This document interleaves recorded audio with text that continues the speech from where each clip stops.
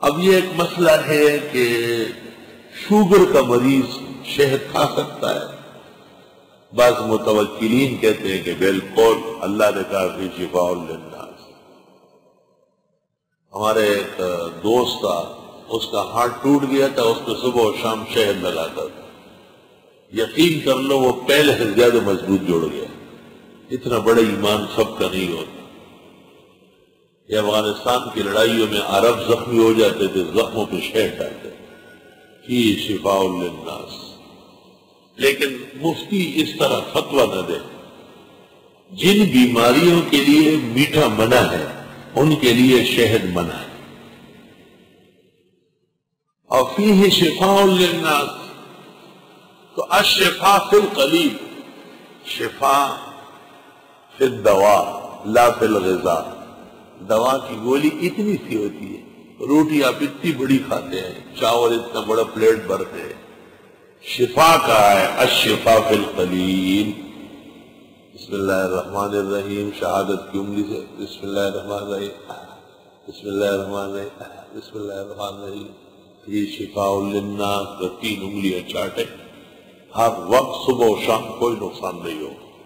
آپ چمچے بھر بھر کے کھائیں، پھر پڑے رہو، کہو کہ جی یہ شفاء للناس میرے خلاف ہو گیا، تم نے اس کے خلاف کیا، بغاوت کی ہے۔ ان فی ذلک لآیۃ لقوم یتفکرون، بے شک اس میں نشانی ہے ان لوگوں کے لیے جو سوچتے ہو۔ واللہ خلقکم، اللہ نے تم کو پیدا کیا، ثم یتوفاکم، پھر وہ تمہیں فوت کرے گا، ومنکم من یرد الی ارذل العمر، اور تم میں سے بعض وہ ہے جو لٹائے جاتے ہیں رذیل عمر کی طرف۔ رذیل عمر کون سی ہے؟ لِكَيْ لَا يَعْلَمَ بَعْدَ عِلْمٍ شَيْئًا، تاکہ نہ جانے بعد جاننے کے کچھ بھی۔ یہ بڑی خطرناک بات ہے کہ ایک عالم پہلے سب کچھ جانتا تھا، بالکل نہیں جانتا۔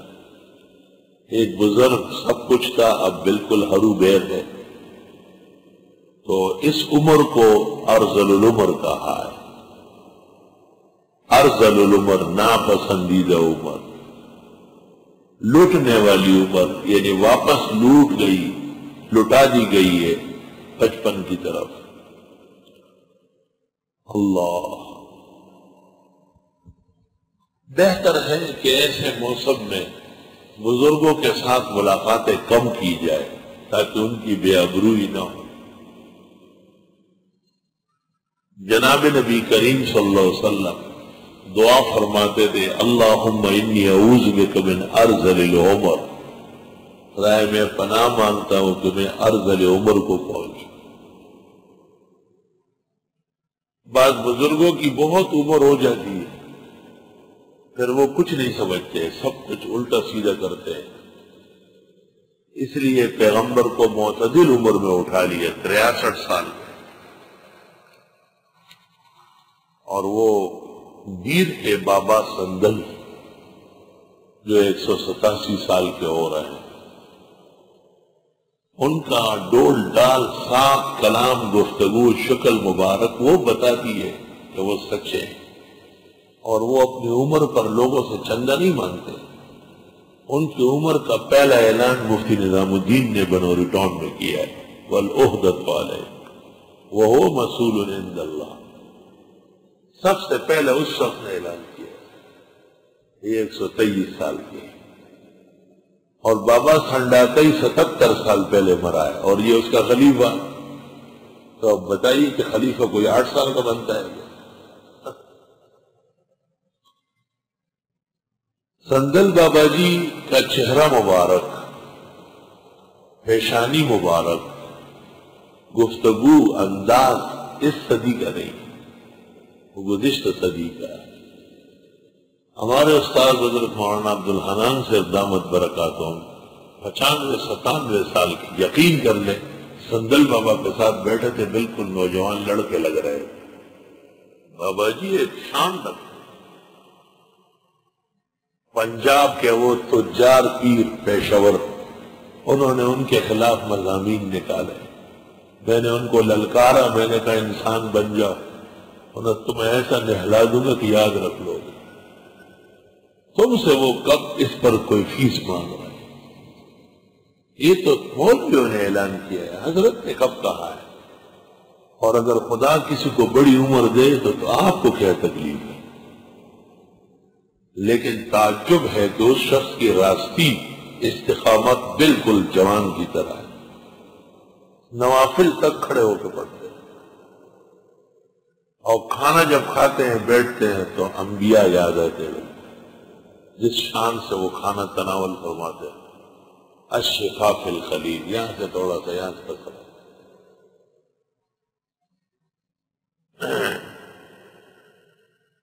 اللہ، بعض لوگ لوگوں کی عزت برداشت نہیں کرتے ہیں، عزت اللہ دینے والا ہے۔ پنجاب کے پیر جو ہے اپنے حدود میں رہے، ان کا جغرافیہ مجھے معلوم ہے کہ وہ کتنے بڑے پیر ہیں۔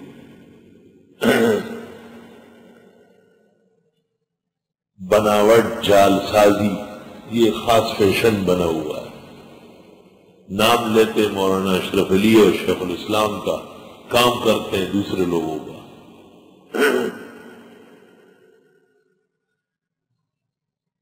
اگر کسی کو کسی بزرگ سے مناسبت نہیں ہے تو نہ، ایمان تو محمد رسول اللہ صلی اللہ علیہ وسلم پر لانا فرض ہے۔ امام ابو حنیفہ سے بھی شوافی کو مناسبت نہیں ہے تو کیا فرق پڑا؟ ہمیں خود امام شافی سے نہیں ہے، ہم امام ابو حنیفہ کو کافی سب، ٹھیک بات ہے، لیکن اکرام اور تعظیم سب کی ضروری ہے۔ اور سندل بابا جی اس زمانے کے، اس صدی کا ایک مختنم ہستی ہے، اس کا ثانی کوئی بھی نہیں ہے اللہ کے فضل سے، اور وہ پیشور آدمی نہیں ہے، وہ اس موضوع پر دکان نہیں کرنا چاہتے۔ لوگ انہیں مجبور کر کے 127 سال کی عمر میں کراچی لے آتے ہیں، نہ ان کے مزاج میں چھندہ ہے، نہ ان سے کوئی کسی سے کوئی تمہ رکھتے ہیں، نہ ان کا یہ طریقہ ہے۔ وہ ایک فقیر منش آدمی ہے، خالص درویش طبع ہے۔ وَلَا نُزَكِّي عَلَى اللَّهِ أَحَدًا، جتنا ہم جانتے اتنا بیان کریں۔ وَاللَّهُ فَضَّلَ بَعْضَكُمْ عَلَى بَعْضٍ فِي الرِّزْقِ، وَاللَّهُ خَلَقَكُمْ، اللہ نے پیدا کیا تم کو، ثُمَّ يَتَوَفَّاكُمْ، پھر وہ فوت کرے گا تمہیں، وَمِنْكُمْ مَنْ يُرَدُّ إِلَىٰ أَرْذَلِ الْعُمُرِ، اور تم ہی میں سے بعض لٹائے جاتے ہیں کمزور عمر کی طرف، لِكَيْ لَا يَعْلَمَ بَعْدَ عِلْمٍ شَيْئًا، کہ تاکہ نہ جانے بعد جاننے کے کچھ بھی۔ ان اللہ علیم قدیر، بے شک اللہ تعالیٰ علم والے، قدرت والے ہیں، سب کچھ کر سکتے ہیں۔